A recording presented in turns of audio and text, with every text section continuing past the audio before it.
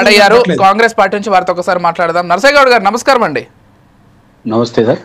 So ఏంటండి ఏంటి అసలు నిధులు రాకపోవడానికి ముఖ్యమంత్రి వెళ్ళి అక్కడ ప్రధానమంత్రిని ఒప్పించుకోవడమో లేకపోతే కేంద్రంతో సఖ్యతగా ఉండడమో ఇవన్నీ ఒక ఎత్తు, కానీ దీనికి ఏం సంబంధం లేకుండా కిషన్ రెడ్డి వల్ల రాలేదు లేకపోతే బండి సంజయ్ వల్ల రాలేదు, ఈ కామెంట్స్ అన్ని ఏంటి? విజయ్ గారు చిన్నది ఒక అడగండి అడగండి. ప్రధానమంత్రి గారు వెళ్ళినప్పుడు మన ప్రాజెక్టులో ప్రస్తావన వచ్చింది, మాకు ఇది కావాలని చెప్పారు. డెఫినెట్ గా విన్నారు.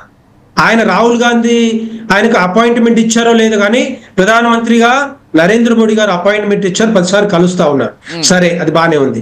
దాంతో పాటుగా ప్రధానమంత్రి నరేంద్ర మోడీ గారు ఒక లేఖ ఇచ్చుకుంటూ ఒక ప్రస్తావన, ఈ తెలంగాణ రాష్ట్రంలో ఇన్ని నిధులు వస్తా ఉన్నాయి, ఇన్ని ప్రాజెక్టులు మరి పెండింగ్ లో ఉన్నాయి, రహదారులు పెండింగ్ లో ఉన్నాయి, రకరకాల ఎయిమ్స్ కు ఈవెన్ వాటర్ కానీ ఈవెన్ పవర్ కనెక్షన్ కూడా లేదు, రకరకాల 3 ప్రాజెక్టుల కింద దగ్గర 18,000 కోట్ల రూపాయలకి మీరు అనుమతులు ఇవ్వలేదు, రైల్వే ప్రాజెక్టులు ఉన్నాయి, ఇవన్నీ కూడా. తర్వాత దాంతో పాటుగా 2017 నుంచి 22 వరకు పిఎం ఆవాస్ ప్రధానమంత్రి ఆవాస్ యోజన కింద మేము 6,000 కోట్ల రూపాయలు ఇస్తే దాన్ని కూడా పట్టించుకోలేదు.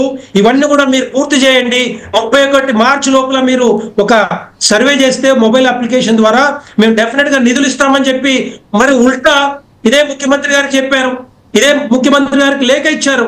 ఆయన అనుకోలేదు డెఫినెట్ గా ఇట్లా ఉంటుందా అనేసి.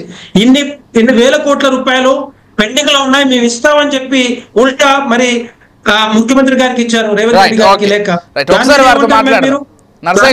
చెప్పండి, వారు చెప్తారు.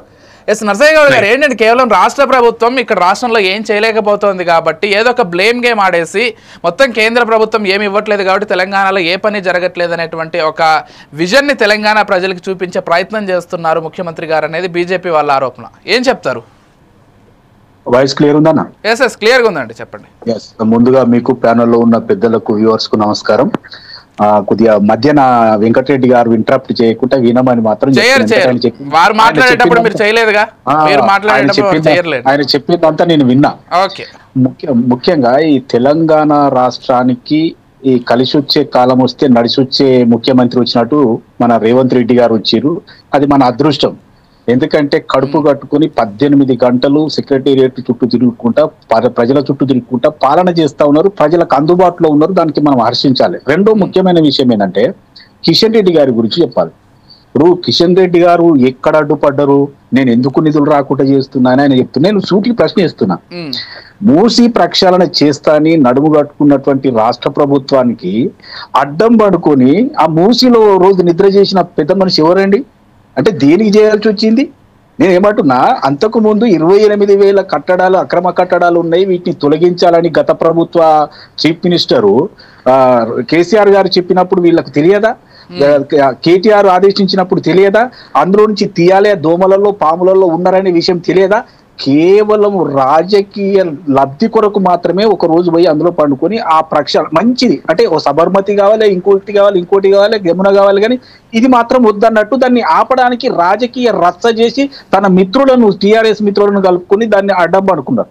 నేను అంటే అందుకే ముఖ్యమంత్రి గారు స్ట్రైట్ గా మాట్లాడుతున్నారు ఏంటంటే కిషన్ రెడ్డి గారు అభివృద్ధికి ఆటంకం చేస్తా ఉన్నారు తెలంగాణలో. రెండో విషయం చెప్తాను.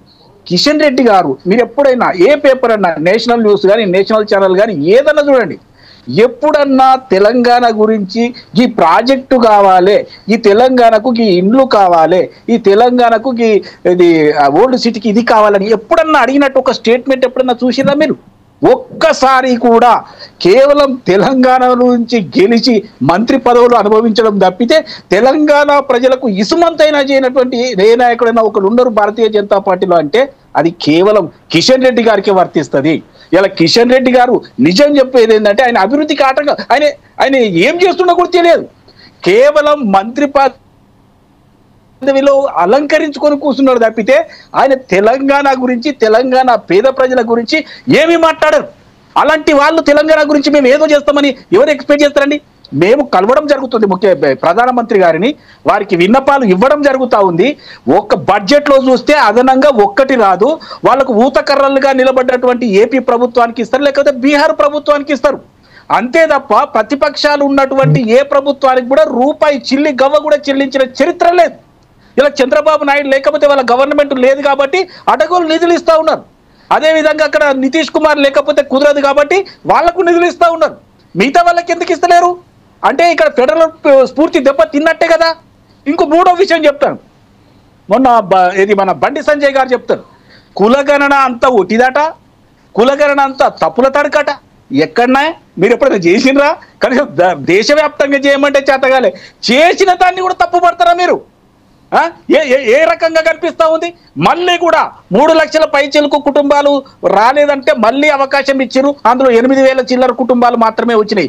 మీరేమి ఇనిషియేటివ్ తీసుకున్నారు? 1931లో చేసినటువంటి లెక్కల తర్వాత ఈ రోజు రేవంత్ రెడ్డి గారు చరిత్రలో సువర్ణాక్షరాలతో రాసుకోవాలి. రేవంత్ రెడ్డి గారు ముఖ్యమంత్రిగా ఉన్న కాలంలో బీసీలకు కులగణన జరిగిందని. మీరు ఇలాంటి ఏమైనా చేసినరా? ఇదే ప్రధానమంత్రి గారు మన మహిళా బిల్లును ఆమోదించి అటకెక్కించారు 2027 దాకా. అంటే కేవలం రాజకీయ లబ్ధి కొరకు ఎమోషనల్ ఇష్యూస్ తోటి వీళ్ళు ఆడుకోవడం తప్పితే పేద ప్రజలకు అజెండా లేనేలేదు భారతీయ జనతా పార్టీకి. భారతీయ జనతా పార్టీకి సంబంధించి 8 మంది ఎంపీలు ఉన్నారు. ఎవరు ఏ పని చేసిరో చెప్పండి.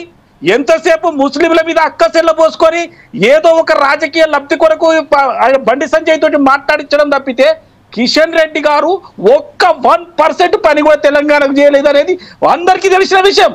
ఆయన ఏం చేస్తాడో కూడా తెలియదండి. మరి ముఖ్యమంత్రి గారు అన్నారా మీకు బాధ్యత లేదా? ఇక్కడ నుంచి ఇద్దరు మంత్రులు ఉన్నారు, మొత్తం 8 మంది ఎంపీలు ఉన్నారు. మీరు పోయి ఎందుకు అడిగారు? ఈ తెలంగాణ రాష్ట్రంలో అధికారంలోకి రావాలని చూస్తున్న మీరు ఈ తెలంగాణ ప్రజల గురించి ఎందుకు పట్టించుకోరు? మూసి ప్రక్షాళన గురించి ఎందుకు పట్టించుకోరు? నిధులు ఎందుకు తీసుకురారు? అదే విధంగా బడ్జెట్ పెడితే బడ్జెట్లో నిధులు ఎందుకు రావు? మనకు ఎవ్వరు సప్పుడు చేయరు. కేవలం ఉన్నాయి లేని ఊకతప్పుడు ఉపన్యాసాలు. ఎందుకంటే వీళ్ళకు ట్రైనింగ్ గట్టిగా ఉంటుంది ఆర్ఎస్ఎస్లో. ఆ ముచ్చట్లని చెప్తా ఉంటారు తప్పితే తెలంగాణ ప్రజలకు ఏమైనా చేయాలంటే కాంగ్రెస్ ప్రభుత్వం మాత్రమే చేస్తుంది. కాంగ్రెస్ ప్రభుత్వమే శ్రీరామ రక్ష. కాంగ్రెస్ ప్రభుత్వం మేనిఫెస్టోలో సామాన్యులు ఉంటారు. ఇదే భారతీయ జనతా పార్టీ మేనిఫెస్టోలో ఎమోషనల్ ఇష్యూస్ బడాబాబులు తప్ప ఎవరు ఉండరు. కాబట్టి వాళ్ళు చేస్తున్నారని అనుకోవడం కూడా పొరపాటే. లాస్ట్ విషయం ఏంటంటే గత 10 సంవత్సరాలుగా మీరు బేరీజ్ వేసుకోండి. గత 10 సంవత్సరాలుగా జనరల్ గా 41% నీతి ఆయోగ్ నుంచి వచ్చినవి తప్పితే అదనంగా ₹1 కూడా ఇచ్చిరేమో. అదనంగా మళ్ళీ చెప్తున్నా, అదనంగా ₹1 ఒక్క ప్రాజెక్టు కూడా ఇవ్వలేదు. దాని పరంగా వచ్చే నిధులు కూడా తక్కువగా ఉన్నాయి. దాని పరంగా ఇచ్చే నిధులు కూడా సరి అయిన టైంకు ఇవ్వటం లేదు. 10 సంవత్సరాల్లో ₹1 అదనంగా ఎవరైనా కిషన్ రెడ్డి గారు తెచ్చిండేమో అడగండి. కిషన్ రెడ్డి గారు మంత్రిగా ఉంటారు, ఇప్పుడు అధ్యక్షుడిగా ఉంటారు, కీలక నేతగా ఉంటారు. ఒక్క మాట మాట్లాడు, ఇంకా ఆయన అడ్డుపడకపోతే ఏమంటారండి? అభివృద్ధికి అడ్డం కాకపోతే కిషన్ రెడ్డి నిలువెట్టుకుంటాడు అంటున్నాను. ₹1 నేను అంటున్నా, ₹1 అదనంగా ఏ స్కీమ్కు తెచ్చిండో అడగండి. కాబట్టి నేను ఒకటే అంటున్నా, రేవంత్ రెడ్డి గారు ఏదైతే చెప్పిండో అది 100% అక్షరాల నిజం. ఇవాళ భారతీయ జనతా పార్టీని అడిగి మేము ఇచ్చినమా అని అడుగుతున్నారు. మీరు నెరవేరిస్తే అయ్యేటి కావు, మీ ఎజెండాలలో లేవు. మేము రుణమాఫీ అన్నాం, రుణమాఫీ చేస్తా ఉన్నాం. 6 గ్యారెంటీలకు ఒక్కొక్కటిగా నెరవేర్చుకుంటూ వస్తా ఉన్నాం. మేము అడిగింది మూసి ప్రక్షాళన గురించి అడుగుతా ఉన్నాం. మిగతా నిధులకి లేకపోతే ఓల్డ్ సిటీలో మెట్రో గురించి అడుగుతా ఉన్నాం. ఇలాంటి వాటికి నిధులు ఒక్కదానికైనా ₹1 ఒక్కసారైనా కిషన్ రెడ్డి మాట్లాడిండా, తెచ్చిండా, అభివృద్ధి చేసిండా?